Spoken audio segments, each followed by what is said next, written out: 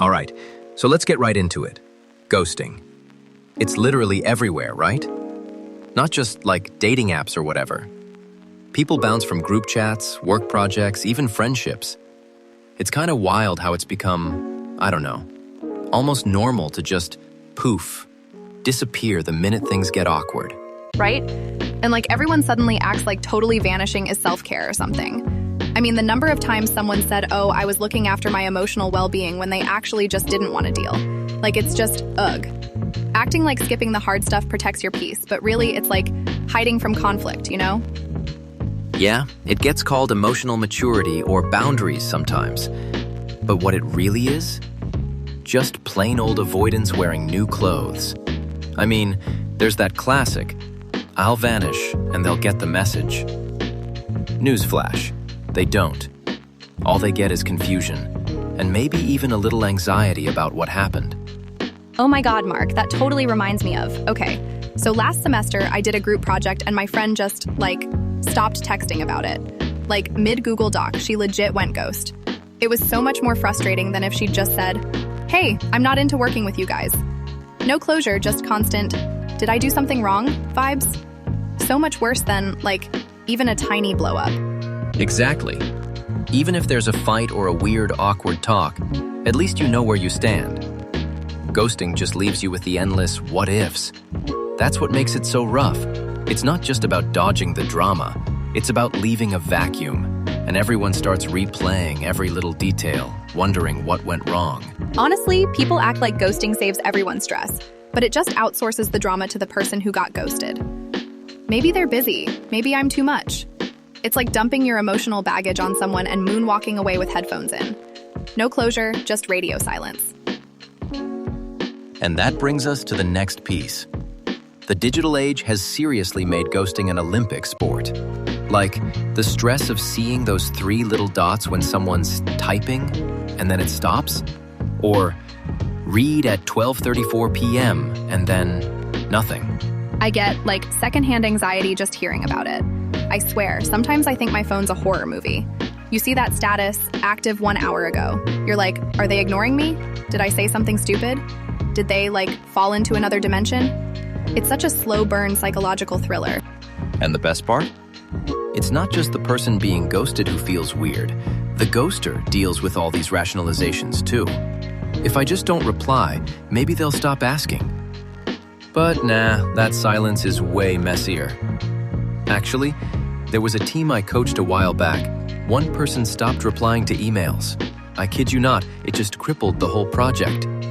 Everyone freaked out, started guessing if they screwed up, so we spent more time decoding that silence than we ever would have on just having an awkward convo up front. That is so real. People think dodging hard talks is drama prevention, but it just creates new drama. The puzzles, the should I follow up energy, it makes everything feel so much heavier. A hey, I can't keep doing this is awkward, but it's so much cleaner. The silence is what sticks with you, not the reply. Yep. It turns direct communication, which might be a little uncomfortable, into this ongoing suspense for everyone.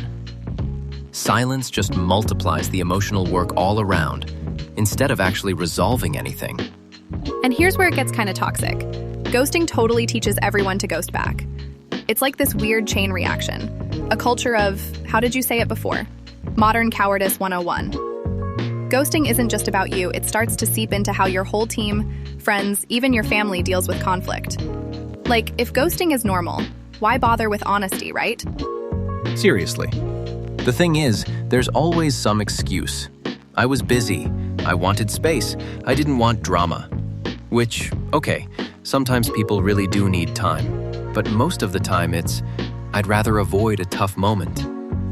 And that just teaches everyone around you that the easiest way out is always silence. But honestly, ghosting is really just fear of holding that kinda uncomfortable, direct talk. Yes, totally. There are ways to handle tough talks without turning it into, a soap opera meltdown. It doesn't have to be Oscar-worthy drama. Sometimes a quick, hey, I can't do this anymore, but I wish you the best, is peak maturity. Closure isn't overrated. It's actually brave. Way braver than pretending you're invisible and just vanishing. Exactly. Choosing honesty, even if it's a little bit messy, sets a better example than ghosting ever will.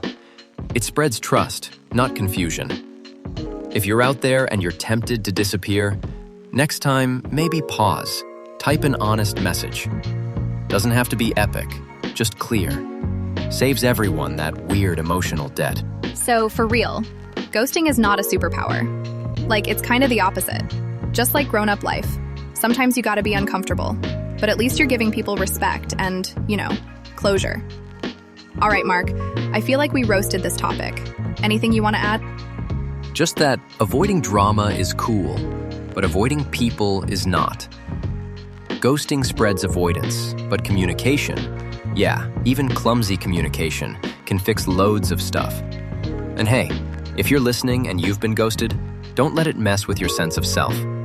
And if you've ghosted, maybe next time, try honesty. I think that's what brave people do. Yeah, keep it honest. Keep it real. That's it for today's Productivity Paradox. We'll be back with more culture roasting, work-life thrashing goodness next time.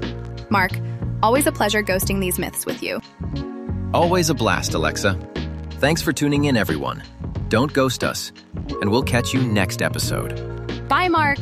Bye, everyone. Don't disappear on us, okay?